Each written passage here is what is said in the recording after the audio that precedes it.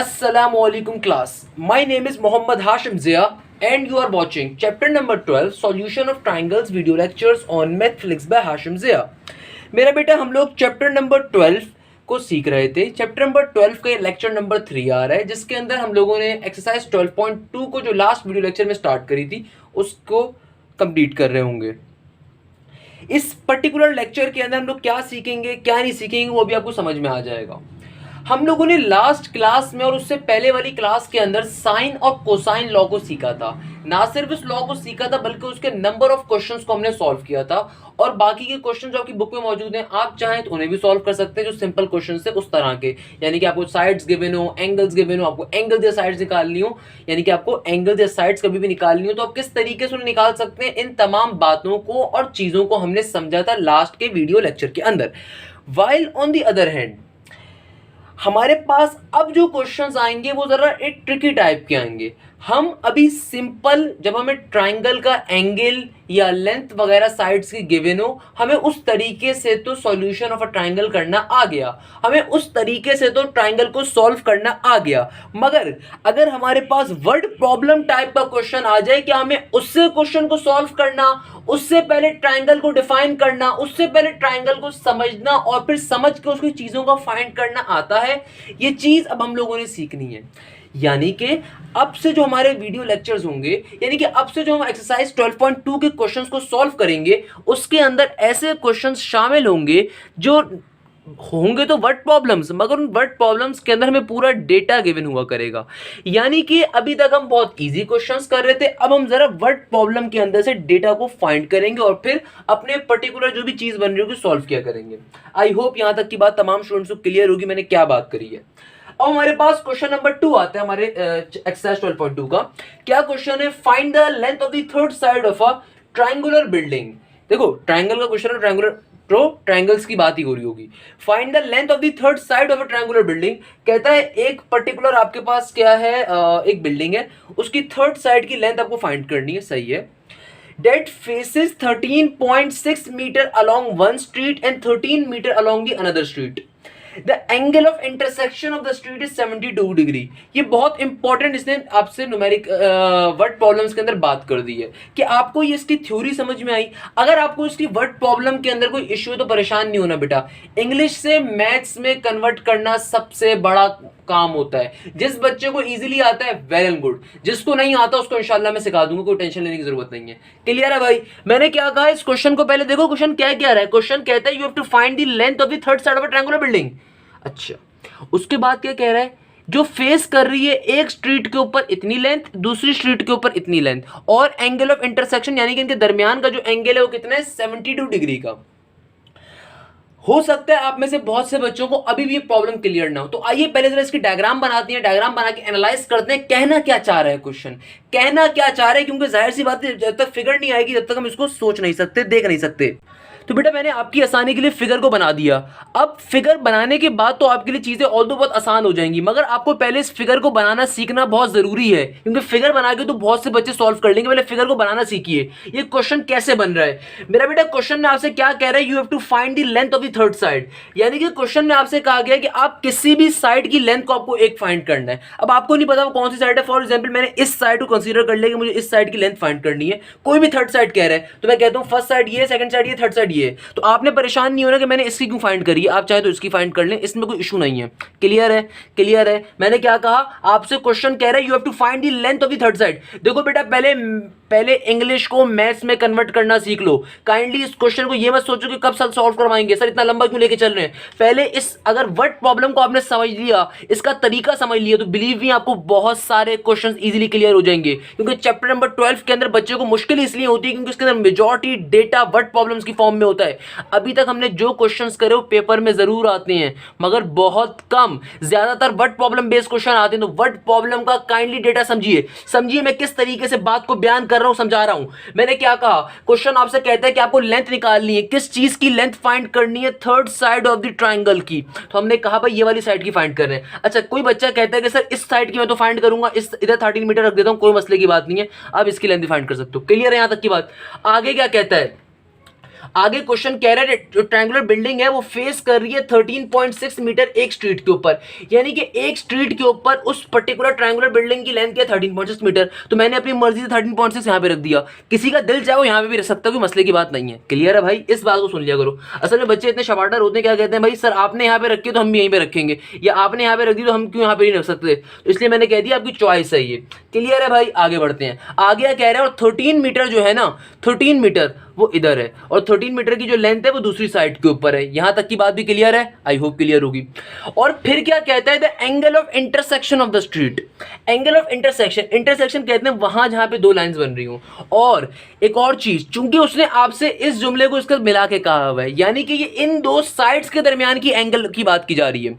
क्या कह रहा है, कहता है कि भाई that faces 13.6 metre along one street and 13 metre along another street, यानी कि दोनों जो साइड्स हैं वो एक साथ हैं। उसने क्वेश्चन में साफ जवाब बताई कि थर्ड साइड तो आप निकाल लो, एक साइड तो आपने फाइंड करनी है, और जो बाकी की दो साइड्स हैं उन दोनों के दरमियान के जो एंगल ऑफ इंटरसेक्शन है, उसने यही बात करी। उसने पहले क्या कहा, उसने आपसे कहा कि थर्ड साइड की। अगर कोई बच्चा कंफ्यूज होता है कि सर ये एंगल आपने यहां पे क्यों लिखा, यहां पे क्यों नहीं लिखा, यहां पे क्यों नहीं लिखा, क्यों, उसके लिए बात मैं समझा रहा हूं, क्लियर कर रहा हूं। दोबारा से सुनो, मैंने इस 72 डिग्री को यहां पे क्यों लिखा है, इधर क्यों नहीं लिखा, क्योंकि क्वेश्चन कह रहा है कि भाई एक साइड को तो आपने फाइंड करना है, यानी कि मैंने कह दिया ये वाली साइड।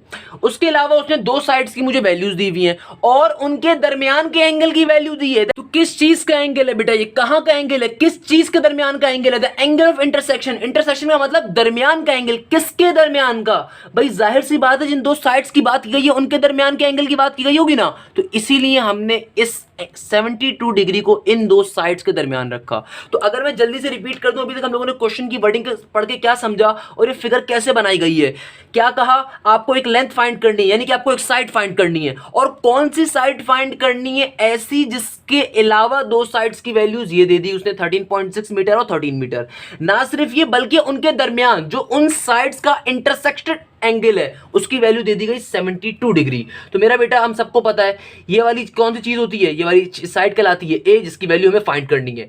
इस साइड को क्या कहते हैं, बी। तभी मैंने, अब आप सोचोगे आपको मैंने इतने सारे पहले क्वेश्चन क्यों करवाए थे, ताकि ट्राइंगल को सॉल्व करना तो आई गेस अब तमाम के तमाम बच्चों को आ चुका होगा। ट्राइंगल को सॉल्व करने में अब किसी को मसला नहीं होने वाला इंशाल्लाह मुझसे पढ़ने के बाद। मसला अगर किसी को होगा तो वर्डिंग समझने में होगा, जो कि word problem to word problem change होती रहेंगी, बट बिलीव मी मैं उन तमाम की तमाम को भी बहुत अच्छे तरीके से क्लियर करने वाला हूं। और इसको क्या कहते हैं, साइड सी। तो भाई सिंपल तरीके से क्या फाइंड करना है, यानी कि साइड ए की लेंथ फाइंड करनी है। और कैसे फाइंड करेंगे, क्या दो साइड्स के दरमियान के एंगल की वैल्यू गिवन है, बिल्कुल गिवन है। ए फाइंड करना है और उसके एंगल अल्फा की वैल्यू भी गिवन है, बिल्कुल गिवन है। तो भाई कौन सा फॉर्मूला यूज करेंगे आप सबको पता है, मगर चूंकि वर्ड प्रॉब्लम है बहुत बार क्वेश्चन में आता है, थोड़ा वर्डिंग के साथ करेंगे। कैसे वर्डिंग के साथ, बिल्कुल बेसिक वर्डिंग है। देखो बेटा इंटर के अंदर आपको स्टेप्स के मार्क्स मिलते हैं, तो काइंडली थोड़ा सा आपको यहां पे काम करना है। क्या लिखोगे यहां पे, solve let triangle ABC be the given triangle, let ABC be the given triangle, let ABC be the given triangle। आगे बढ़ते हैं, अब इस बात को डिफाइन करेंगे भाई। हमने क्या क्या चीजें सपोज करी हैं, ये सपोज करवाना बहुत जरूरी है। Let measure angle A is equal to 72 degree, let measure angle A is equal to 72 degree, that we are calling it as alpha, यानी कि हम ए के ऊपर क्या कह रहे हैं, ए के ऊपर कौन सा एंगल मौजूद है, 72 डिग्री। हमने जो चीजें सपोज करी हैं उनकी वैल्यूज को लिख रहे हैं। भाई ये चीजें हमने इस डेटा के मुताबिक सपोज करी है, एग्जामिनर को बता रहे हैं कि हमने कहां पे क्या चीज रखी है। तो मैंने क्या कहा, let measure angle A is equal to 72 degree, और उसका नाम हम लोगों ने अल्फा रखा है। साइड ए बी की लेंथ जो है, ये साइड ए बी की लेंथ, ए से लेके बी तक की जो लेंथ है, ए से लेके बी तक की, ये ए से लेके जो बी तक की लेंथ है, ये ए से लेके बी तक की लेंथ, इसको हम लोगों ने क्या कहा है, सी का है, और उसकी वैल्यू क्या है 13.6 मीटर। साइड ए से लेके सी तक की जो लेंथ है उसको हम लोगों ने क्या करा है, स्मॉल बी का है, और उसकी वैल्यू क्या है 13 मीटर। और साइड बी से लेके सी तक की जो लेंथ है बेटा, इसको हम लोगों ने क्या कहा है, स्मॉल ए, और इसकी वैल्यू को हमने करना है फाइंड। तो नेक्स्ट पेज पे चलते हैं, कोसाइन लॉ को अप्लाई करते हैं, सिंपल तरीके से स्मॉल ए को फाइंड कर लेते हैं। तो बेटा सिंपल तरीके से नेक्स्ट पेज पे जाके क्या करेंगे, कोसाइन लॉ को अप्लाई करते हैं। कैसे कोसाइन लॉ को अप्लाई करेंगे, तमाम लोगों को पता है भाई कैसे अप्लाई करते हैं, अब तक तमाम बच्चों को पता होगा। सिंपल तरीके से कोसाइन लॉ होता है a square is equal to b square plus c square minus का 2bc कॉस अल्फा। मेरा बेटा सिंपल तरीके से देखिए, हमें ए की वैल्यू फाइंड करनी है, हमारे पास बी की वैल्यू भी मौजूद है, सी की वैल्यू भी मौजूद है और अल्फा की वैल्यू भी मौजूद है। तो क्या हो जाएगा मेरा बेटा यहाँ पे ए स्क्वायर का ए स्क्वायर, हमारे पास बेटा b की वैल्यू क्या मौजूद है 13 और c की वैल्यू क्या आई गेस 13.6 है, तो b का स्क्वायर इज 13 का square plus c that is 13.6 का स्क्वायर माइनस का 2 इंटू बी की वैल्यू क्या है 13, सी की वैल्यू क्या है बेटा 13.6, कॉस का cos as it is, alpha की जगह पे क्या आ जाएगा मेरा बेटा, सिंपल तरीके से यहाँ पे एंगल अल्फा की जगह पे क्या लिख देंगे, I guess angle alpha 72 degree था if I am not wrong, yes angle alpha 72 degree था। तो क्या बन जाएगा भैया ए का स्क्वायर, 13 का स्क्वायर क्या होता है भाई, बेसिक स्क्वायर सबको याद होने चाहिए, कल को एप्टीट्यूड में फिर मसला होता है सबको, 13 का स्क्वायर 169, 13.6 का स्क्वायर कितना होता है मेरा बेटा, आई गेस ये कैलकुलेटर निकाला जा सकता है 184.96 होता है 13.6 का स्क्वायर, और फिर जब 2 मल्टीप्लाई बाय 13.6 का आंसर हमारे पास क्या आ रहा होगा, आई गेस ये सिंपल तरीके से आ जाएगा माइनस का 353.6 और फिर ब्रैकेट के अंदर क्या है cos 72 की वैल्यू जो कि क्या होगी 0.309। सिंपल तरीके से यहाँ पे ए स्क्वायर का ए स्क्वायर 169 प्लस 184.96 की वैल्यू क्या आ रही होगी मेरा बेटा हमारे पास, ये आ रही होगी सिंपल तरीके से 353.96 माइनस का साइन एज इट इज का एज इट इज, जब नेगेटिव के 353.6 को मल्टीप्लाई करवाऊंगा 0.309 से, जब इन दोनों को आपस में मल्टीप्लाई करवाऊंगा तो इनकी वैल्यू क्या आ जाएगी मेरा बेटा, बहुत ही आसानी से क्या आ जाएगी 109.2624, और जब इन दोनों टर्म्स को आपस में सब्ट्रैक्ट करवा दूंगा तो फिर ए स्क्वायर की वैल्यू क्या आ जाएगी 244.69, और जब फाइनली यहां से स्क्वायर को रिमूव करूंगा तो a की वैल्यू लाने के लिए क्या करेंगे अंडर रूट लेंगे, तो क्या आ जाएगा 244.69 का रूट क्या आ जाएगा a is equal two plus minus 15.642। एक क्या चीज है अगर मैं आपसे पूछूं तो आप बोलेंगे सर ये ट्राइंगल की एक साइड की लेंथ है, क्या है ट्राइंगल की एक साइड की लेंथ है यानी कि डिस्टेंस है, और डिस्टेंस कभी भी नेगेटिव नहीं हो सकता, तो a की वैल्यू सिंपल पॉजिटिव वाली कंसीडर की जाएगी, दैट विल बी 15.642 सेंट। आपको किसमें गिवन है, मीटर में सेंटीमीटर में, आपको मीटर में डेटा गिवन है तो इसकी वैल्यू भी क्या आ जाएगी सिंपल तरीके से मीटर, तो हमारे पास a की वैल्यू आ जाएगी, प्यारा सा रिजल्ट लिख देंगे, क्योंकि आपको ये बात शुरू से मैं बता रहा हूं वर्ड प्रॉब्लम बेस्ड क्वेश्चन का रिजल्ट हमेशा वर्डिंग में लिखा जाता है, तो लास्ट में रिजल्ट क्या लिखेंगे आप तमाम लोग, hence the length of third side, the length of third side of a triangle, the length of third side of triangle is, बोल के और आसान कर लें, hence the length of third side is equal to 15.64 metre. Clear है भाई बच्चों, क्या मसला है इस क्वेश्चन के अंदर, बहुत इजी सा क्वेश्चन, मगर मेरा बेटा अगर वर्ड प्रॉब्लम समझ में आएगा, अगर इसकी पर्टिकुलर आपको ट्रिक्स समझ में आएंगी, किस तरीके से इंग्लिश से मैंने मैथ्स बनाई, किस तरीके से इस पर्टिकुलर डेटा से मैंने ग्राफिकल डेटा डिजाइन करा, किस तरीके से इस पर्टिकुलर डेटा से मैंने एक ये ग्राफ या एक फिगर को डिजाइन करा, ये चीज मैटर करती है। आई होप अगर ये पहला क्वेश्चन आपको क्लियर होगा, और अगर आपके जहन में कोई भी कंफ्यूजन है तो भी हम बहुत सारे क्वेश्चंस करने वाले हैं, इंशाल्लाह वो टाइम टू टाइम सही हो जाएगी, क्योंकि पहला क्वेश्चन है तो हो सकता है किसी के जहन में कोई मसले मसाइल होंगे, आई नो हो सकते हैं, पहली बार पढ़ रहे हो, मगर believe me I have tried my best कि आपको वर्ड प्रॉब्लम समझ में है, बहुत इजी सा है। आई होप सॉल्यूशन में तो कोई मसला नहीं होगा, सॉल्यूशन तो बिल्कुल बेसिक सी चीज है, मेन काम इस वर्ड प्रॉब्लम को समझना है। क्लियर है बच्चों? अच्छा तो बेटा अब हम अपने लेक्चर के दूसरे क्वेश्चन की जाने मूव ऑन करते हैं, और अब जो हमारे पास क्वेश्चन आ रही है हमारी एक्सरसाइज 12.2 का, ना सिर्फ तीसरा क्वेश्चन है हमारे लेक्चर का बल्कि इस एक्सरसाइज का भी थर्ड क्वेश्चन है, and it is one of the most important question. मैं बहुत कम क्वेश्चंस के बारे में कहता हूं, ये क्वेश्चंस क्रीम है फर्स्ट ईयर मैथ्स की, यानी कि ये उन क्वेश्चंस में इस क्वेश्चन का शुमार किया जाता है कि अगर मुझसे कोई पूछे कि फर्स्ट ईयर मैथ्स के इंपॉर्टेंट तरीन कोई 10-15 क्वेश्चन बताओ, तो बिलीव मी उनमें से एक क्वेश्चन में इसको जरूर शामिल करूंगा। It is one of the most important question. ये बात मैं नॉर्मली इसलिए बच्चों को जरूर बताता हूँ कोई भी क्वेश्चन करवाने से पहले, अगर वो इंपॉर्टेंट होता है ताकि बच्चे को उस पर्टिकुलर चीज की अफादियत और अहमियत का अंदाजा हो सके और वो ज्यादा मेहनत और ज्यादा तवज्जो से उस क्वेश्चन को समझे। आई कैसे क्लियर हो गया होगा। अब क्वेश्चन नंबर 3 को स्टार्ट करते हैं।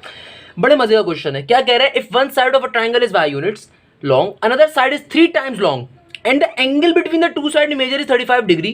Find the measure of the other two angles on third side.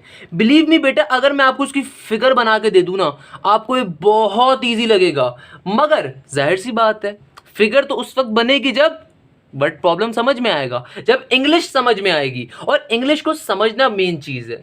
तो आइए जरा इस क्वेश्चन को समझते हैं कह क्या रहा है ये हमसे।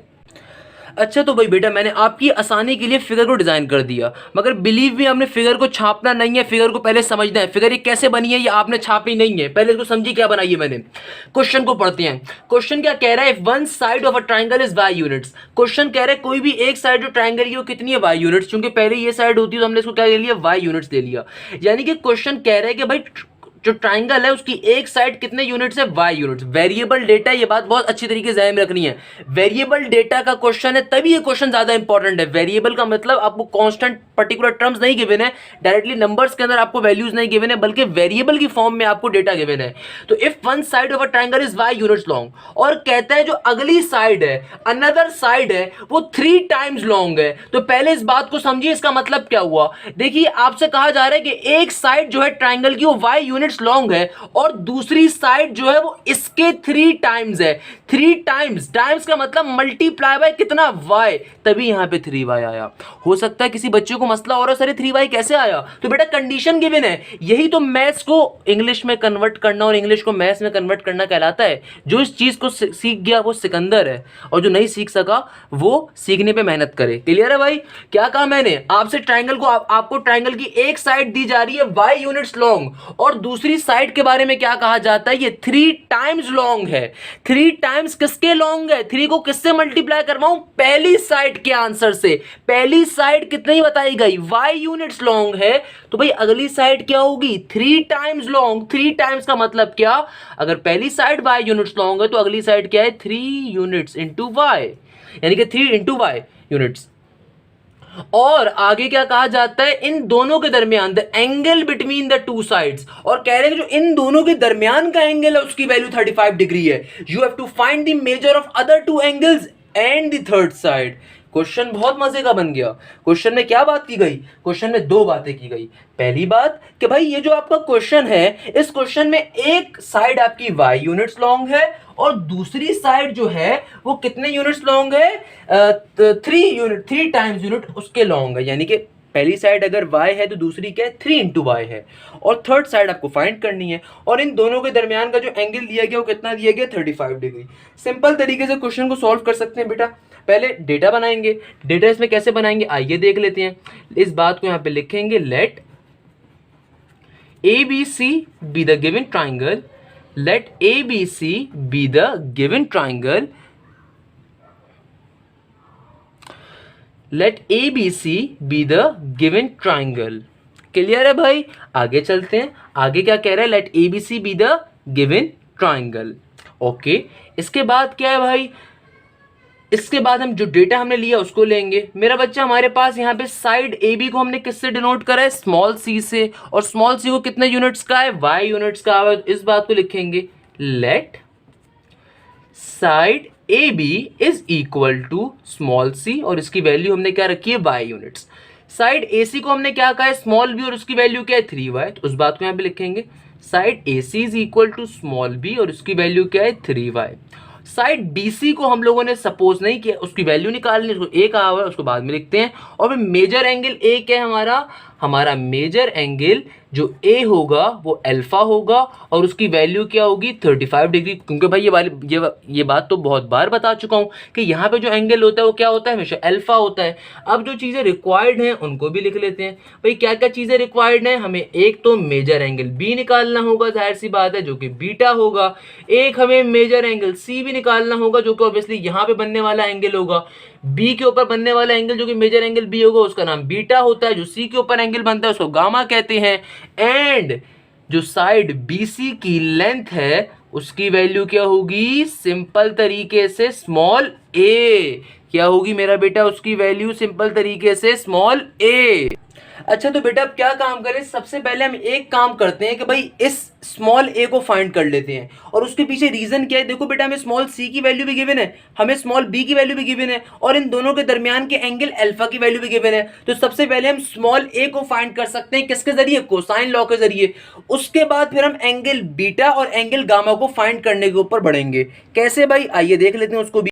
तो मेरा बेटा सिंपल तरीके से स्मॉल ए को फाइंड करने के ऊपर बढ़ेंगे। स्मॉल ए को कैसे फाइंड करेंगे, कोसाइन लॉ के ऊपर। कोसाइन लॉ क्या कहता है, a square is equal to b square plus c square minus का 2bc कॉस एल्फा। तो मेरा बेटा ए स्क्वायर की वैल्यू फाइंड करनी है, तो यहाँ पे क्या आ जाएगा, बी की वैल्यू। बी की वैल्यू क्या थी, आई गेस 3y थी, फिर भी चेक कर लेते हैं। मेरा ख्याल में बी की वैल्यू 3y है, सी की वैल्यू क्या है y, और एंगल क्या आ रहा है अल्फा 35 डिग्री। तो क्या हो जाएगा मेरा बेटा 3y का स्क्वायर प्लस सी की वैल्यू क्या है, सिंपल y स्क्वायर माइनस का 2। अच्छा, बहुत से बच्चे इस क्वेश्चन की कैलकुलेशन में भी गलती करते हैं क्योंकि वेरिएबल डेटा है। हालांकि बिलीव मी बहुत आसान कैलकुलेशन है, आपको बिल्कुल भी परेशान होने की जरूरत नहीं है। तो क्या हो जाएगा यहाँ पे माइनस का 2 इंटू बी इंटू सी। बी की वैल्यू है 3y, सी की वैल्यू है y, और cos 35 डिग्री। तो मेरा बेटा a square as it is 3y का स्क्वायर क्या हो जाएगा, 9y स्क्वायर प्लस का y स्क्वायर माइनस का 2, 3 2 6 एंड y इंटू y क्या हो जाएगा 6y स्क्वायर इंटू कॉस 35 का 35 एज इट इज। अच्छा भाई 9y square plus Y square किसके कितने के बराबर आ जाएगा, 9y square plus Y square होगा सिंपल तरीके से 10y स्क्वायर के, और 6y स्क्वायर इंटू कॉस 35 की पर्टिकुलर वैल्यू होगी, और उस वैल्यू को जब मैं 6 से मल्टीप्लाई करवाऊंगा तो आंसर आ जाएगा। यानी कि क्या हो रहा है, 6y स्क्वायर मल्टीप्लाई हो रहा है किससे, कॉस 35 से। तो भाई कॉस 35 की वैल्यू क्या होती है, आई गेस 0.8 समथिंग होगी। तो उसको जब मैं 6 से मल्टीप्लाई करवाऊंगा तो क्या आंसर आ रहा होगा, जब मैं 6y स्क्वायर को cos 35 से मल्टीप्लाई करवाऊंगा तो बेटा क्या आंसर आ रहा होगा, ये आई गेस आ रहा होगा 4.914, और बाहर y स्क्वायर का y square as it is. और जब 10 में से मैं 4.91 स्क्वायर y स्क्वायर को माइनस करवाऊंगा तो क्या हो जाएगा, जब 10y स्क्वायर में से मैं 4.914 y स्क्वायर को माइनस करवाऊंगा तो ये आ रहा होगा 5.084 y स्क्वायर। हमें तो भैया किसकी वैल्यू चाहिए, हमें वैल्यू चाहिए a की। तो स्क्वायर को रिमूव करवाने के लिए लेंगे अंडर रूट यहाँ पे पूरी टर्म के ऊपर। तो 5.084 y स्क्वायर के ऊपर जब मैं अंडर रूट लूंगा तो a की वैल्यू क्या आ रही होगी, सिंपल तरीके से प्लस माइनस का अंडर रूट 5.084 y स्क्वायर का अंडर रूट जब मैं लूंगा तो जाहिर सी बात है रूट 5.084 की वैल्यू कैलकुलेटर में निकालने हैं आप लोग। क्या आ रही है आपके पास, आई गेस ये आनी चाहिए प्लस माइनस का 2.255 और y स्क्वायर का अंडर रूट क्या होगा, सिंपल y। जाहिर सी बात है a है क्या चीज, a हमारी ट्रायंगल की एक साइड की लेंथ है। ए क्या चीज है बेटा, ए हमारे ट्रायंगल की एक साइड की लेंथ है। तो जाहिर सी बात है हमेशा लेंथ पॉजिटिव होती है, तो ए की वैल्यू सिंपल तरीके से क्या हो जाएगी 2.255y। और इस तरीके से हमारे पास यूनिट, सॉरी यहाँ पे यूनिट्स भी लिखा जाएगा। इसका ऐसा यूनिट हमें क्या गिवन है, सिंपल यूनिट्स गिवन है, बाकी साइड्स का तो इसके साथ भी यूनिट्स लिखा जाएगा खाली। इस तरीके से हम लोगों ने साइड ए की लेंथ को फाइंड कर लिया। तो हम लोगों ने पहली चीज को फाइंड कर लिया बेटा। अब आप बोलेंगे सर बिल्कुल कर लिया, अब क्या फाइंड करना है हमें, अब हमें फाइंड करना है एंगल बीटा और एंगल गामा। जरा गौर से देखिए एंगल बीटा कैसे फाइंड करेंगे भाई। एंगल बीटा ये वाला एंगल है, क्या इस साइड की लेंथ मुझे पता चल गई, आप बोलेंगे सर बिल्कुल पता चल गई। ए की लेंथ, क्या सी की लेंथ पहले से पता है, बिल्कुल पता है। क्या इनके सामने वाली साइड की लेंथ भी पता है, बिल्कुल पता है सर जी। तो क्या भाई अगर तीनों साइड्स की लेंथ पता हो तो क्या कोसाइन लॉ यूज करते हुए मैं बी की वैल्यू फाइंड कर सकता हूं बीटा की, आप बोलेंगे सर बिल्कुल कर सकते हैं आप। तो क्या करेंगे भाई, कर लेंगे बीटा के एंगल को फाइंड, और जब दो एंगल आ जाएंगे तो थर्ड एंगल तो हमारे बाएं हाथ का कमाल होता है। तो भाई क्या करेंगे, बीटा की एंगल की वैल्यू फाइंड करेंगे। कैसे फाइंड करेंगे बीटा के एंगल को, अगेन कोसाइन लॉ यूज करेंगे। क्या कहता है कोसाइन लॉ, सिंपल सी बात कहता है b square equal to a square plus का c square. B square is equal to a square plus c square minus का 2ac कॉस बीटा। मेरा बेटा b की वैल्यू क्या है, 3y है, तो b की जगह पे क्या आ जाएगा, सिंपल तरीके से 3y का स्क्वायर इक्वल टू के बाद a की वैल्यू क्या है मेरा बेटा, a की वैल्यू क्या आई 2.25y, a की वैल्यू क्या आ गई 2.25y, और बाहर स्क्वायर का स्क्वायर इट इज प्लस का c की वैल्यू क्या है, सिंपल y स्क्वायर माइनस का 2ac, a की वैल्यू क्या है 2.255, c की वैल्यू क्या है simple y into cos beta का बीटा एज इट इज।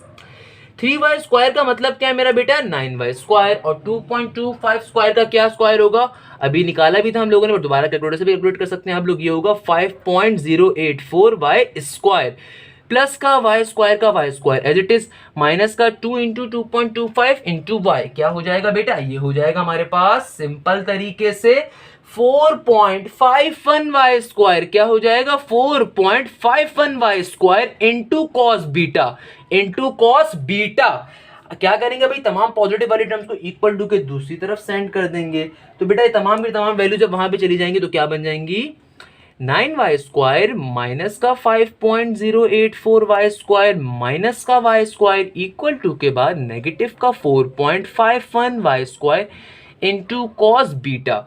इन तमाम टर्म्स को जब मैं यहाँ पे माइनस कर दूंगा तो क्या हो जाएगा 9 माइनस का 5.084y स्क्वायर माइनस का y स्क्वायर बराबर आ जाएगा हमारे पास 2.915y स्क्वायर इक्वल टू के बाद नेगेटिव का 4.51y square into cos beta as it is का एज इट इज। ये पूरी टर्म यहाँ पर क्या हो रही है बेटा मल्टीप्लाई, वहां पे क्या हो जाएगी डिवाइड। तो सिंपल तरीके से cos बीटा की वैल्यू क्या आ जाएगी 2.915y square divided by 4.51 negative का y स्क्वायर से y स्क्वायर तो हो जाएगा क्या कैंसिल आउट, और cos बीटा की वैल्यू क्या आ रही होगी बेटा 2.915 डिवाइडेड बाय नेगेटिव का 4.51 जो कि क्या हो जाएगा नेगेटिव का 0.6463, क्या हो जाएगा नेगेटिव का 0.6463। अब यहाँ पे जो cos है इसको इक्वल टू के दूसरी तरफ सेंड कर दूंगा तो बीटा की वैल्यू क्या हो जाएगी सिंपल तरीके से cos इनवर्स नेगेटिव का 0.6463। जो cos है इसको इक्वल टू के जब दूसरी तरफ सेंड कर दूंगा तो वहां पे क्या हो जाएगा cos इनवर्स नेगेटिव का 0.6463। और यहां से इस तरीके से जब मैं कैलकुलेटर के अंदर cos इनवर्स नेगेटिव का 0.6463 की वैल्यू निकालूंगा तो मेरे पास मेरा बच्चा बीटा के एंगल की वैल्यू क्या आ रही होगी 130.266 डिग्री। क्या आ रही होगी बीटा की वैल्यू 130.266 डिग्री। तो इस तरीके से हम लोगों ने अपने एंगल बीटा की वैल्यू को भी फाइंड कर लिया। अच्छा तो बेटा अब हम लोग क्या क्या फाइंड कर चुके हैं, हम लोग अपने एंगल बीटा को फाइंड कर चुके हैं, साइड ए को फाइंड कर चुके हैं, और उससे पहले हम लोगों को एंगल अल्फा की वैल्यू क्वेश्चन में वैसे ही गिवन थी, एंगल बीटा को अभी हम लोगों ने फाइंड कर लिया। तो लास्ट चीज क्या निकालनी है एंगल गामा। क्या चीज लास्ट निकालनी है एंगल गामा। सिंपल तरीके से कैसे निकालेंगे, बहुत ही आसान तरीका, लिखेंगे बड़े प्यार से एज वी नो डेट, क्या लिखेंगे भाई as we know date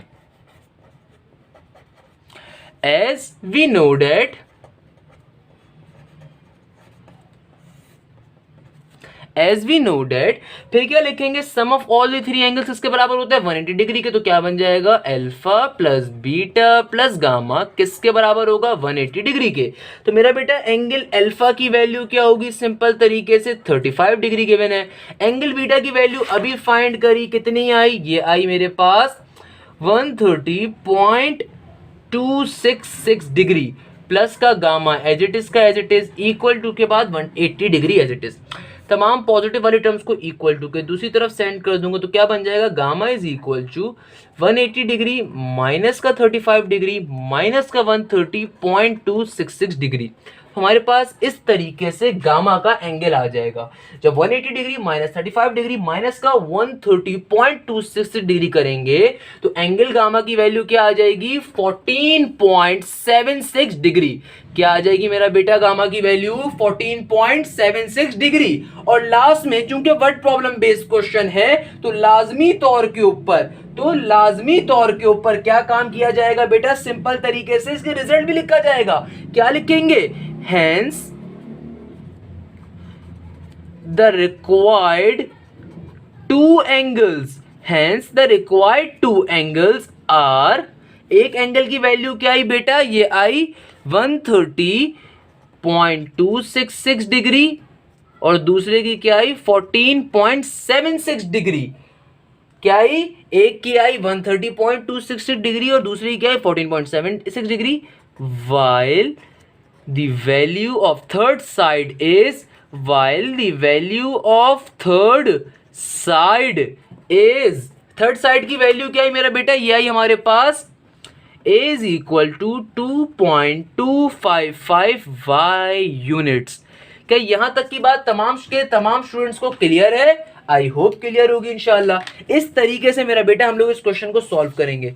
it is one of the most important question जो कि पेपर में बेतहाशा बार पूछा जाता है, इसीलिए पूछा जाता है कि क्वेश्चन डिफिकल्ट है। आई होप तमाम के तमाम स्टूडेंट्स को कॉन्सेप्ट क्लियर होगा और समझ में आया होगा।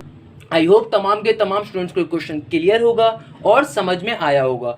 क्या कॉन्सेप्ट था? वो कॉन्सेप्ट बहुत बार समझाया है कि भाई आपको एक साइड गिवन है और दूसरी साइड के अंदर भी आपको एक इंस्ट्रक्शन गिवन थी कि अगर पहली साइड y यूनिट्स है, दूसरी साइड 3 इंटू वाई यूनिट्स है, एंड थर्ड साइड की लेंथ आपको फाइंड करनी थी। नॉट ओनली दिस, आपको एक एंगल गिवन था एंड देन आपको बाकी के 2 एंगल्स भी फाइंड करने थे। तरीके से सॉल्व किया, कोसाइन लॉ यूज करा, रिलेशंस यूज करे और फिर इस क्वेश्चन को फाइनली सॉल्व कर लिया। आई होप तमाम के तमाम बच्चों को ये क्वेश्चन क्लियर होगा इंशाअल्लाह। अच्छा तो बेटा अब हमारे पास आज के लेक्चर का लास्ट क्वेश्चन आ रहा है। Again it is also one of the most important question, बहुत बार पेपर में पूछा जाने वाला क्वेश्चन।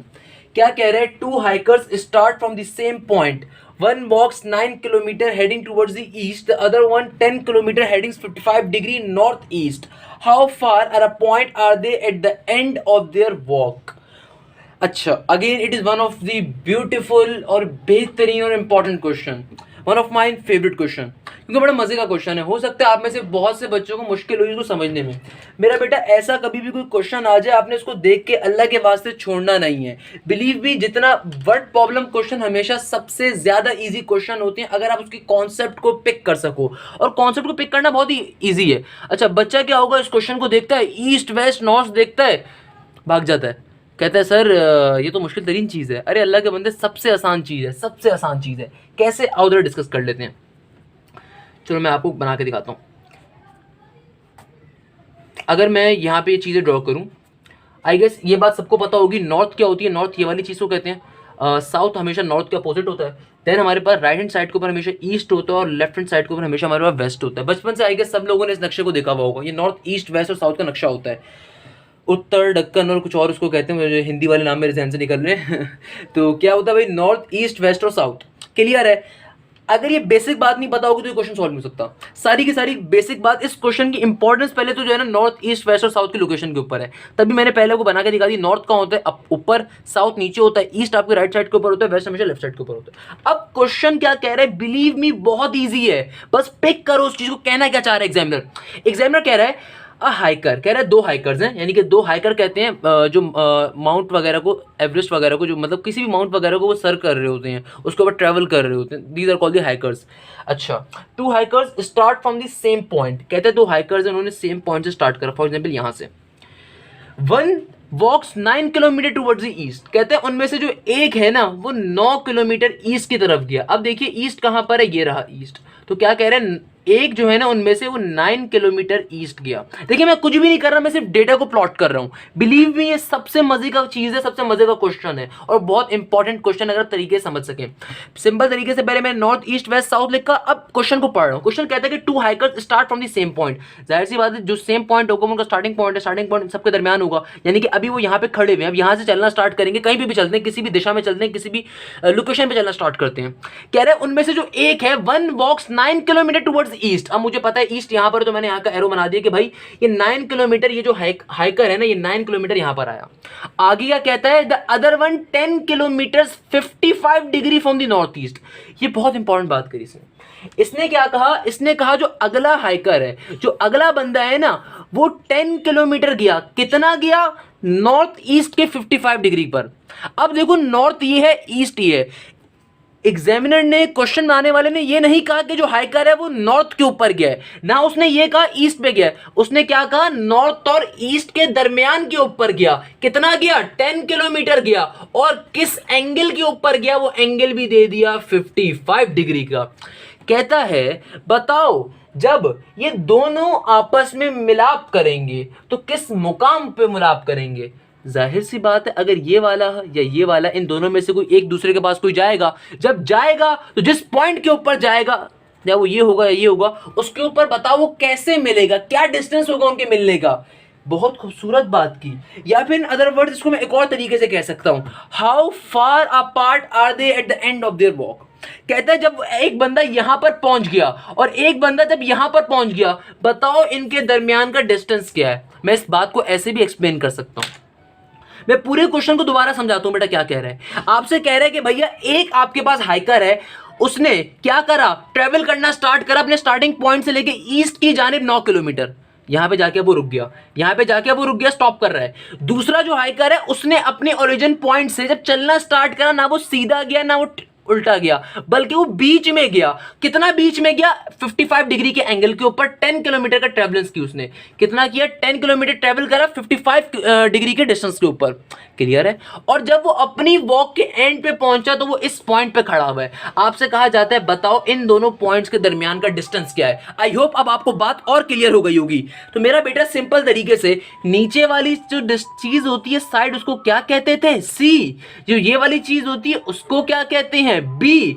और तो फाइंड क्या करना है, ए। अब तो आई गेस क्वेश्चन क्लियर होगा सब बच्चों को। देखो तमाम काम वर्ड प्रॉब्लम का है, ट्रायंगल सॉल्व करना सिखा चुका हूं अब तक मैं। कैसे सॉल्व करोगे, कोसाइन लॉ यूज करोगे। क्या कहता है कोसाइन लॉ मेरा बेटा, उसको यूज करेंगे और बहुत इजीली इस क्वेश्चन को अपने मंतक की अंजाम पे पहुंचाएंगे। मगर उससे पहले डेटा बनाएंगे। भाई क्या लिखेंगे, let A B C be a given triangle.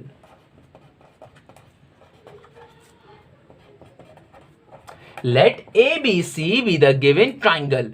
हमें जो मेजर एंगल ए है इसको क्या कहेंगे, अल्फा। तो मेजर एंगल ए की वैल्यू क्या आ रही है हमारे पास, अल्फा। कितना का एंगल आ रहा है, 55 डिग्री का। हमें साइड सी की वैल्यू क्या गिवन है मेरा बेटा, हम कहेंगे ए से लेके बी तक का डिस्टेंस को हमने स्मॉल सी कहा, जिसकी वैल्यू है 9 किलोमीटर। हम कहेंगे कि ए से लेके सी तक के डिस्टेंस को हमने स्मॉल बी कहा, जिसकी वैल्यू है 10 किलोमीटर। और साइड बी सी को, जिसको हम स्मॉल ए कहेंगे, उसकी वैल्यू को फाइंड करना है। भाई इन तमाम चीज़ों को हम यहाँ मार्किंग भी कर देते हैं। ये स्मॉल ए है, ये बी पॉइंट होगा और ये सी पॉइंट होगा। आई गेस ये बातें अब सबको क्लियर होंगी। वैसे तो क्या करेंगे भाई, सिंपल तरीके से अपने कोसाइन लॉ को यूज करते हैं। किसके लिए फाइंड करना है, ए के लिए। तो ए के रिस्पेक्ट से अप्लाई कर देंगे। A square is equal to under root b square plus c square, I am so sorry, a square is equal to b square plus का सी स्क्वायर माइनस का 2bc कॉस एल्फा। तो मेरा बेटा क्या हो जाएगा यहाँ पे, a square is equal to b क्या है 10 का स्क्वायर प्लस सी की वैल्यू क्या है 9 का स्क्वायर माइनस का 2b 10, सी की वैल्यू क्या है 9 और कॉस एल्फा यानी कि कॉस 55 डिग्री। तो ए स्क्वायर मेरा बच्चा 10 का स्क्वायर क्या हो जाएगा 100, 9 का स्क्वायर क्या होता है बेटा 81 माइनस का 2 into 10 into 9, 10 2s are 100 and 10 2s are 20 and then 20 into 9 it will be 180 into cos 55. A square is equal to 100 plus 81, that will become 181 minus का 180 cos 55 की वैल्यू क्या होती है मेरा बेटा, कैलकुलेटर के ऊपर जाएंगे सॉल्व करेंगे, क्या आंसर आ जाएगा 0.573। तो a square is equal to 181 minus 180 को 0.573 से मल्टीप्लाई करवा देंगे तो क्या आ जाएगा 103.14। ए स्क्वायर की वैल्यू क्या आ जाएगी 181 माइनस का 103.14 क्या आ रहा होगा 77.86। तो ए की वैल्यू आपके पास फाइनली क्या आ जाएगी प्लस माइनस अंडर रूट 77.86, जिसको जब फर्दर सॉल्व करेंगे रूट लेंगे तो प्लस माइनस में क्या आ जाएगी 8.823 किलोमीटर। मगर जाहिर सी बात है ये ए क्या है डिस्टेंस है, तो डिस्टेंस हमेशा पॉजिटिव होता है। तो मेरा आंसर क्या आ रहा होगा प्लस वाली खाली value that will be 8.83 kilometre. इस तरीके से ये क्वेश्चन हमारा क्या हो जाएगा बेटा सॉल्व हो जाएगा।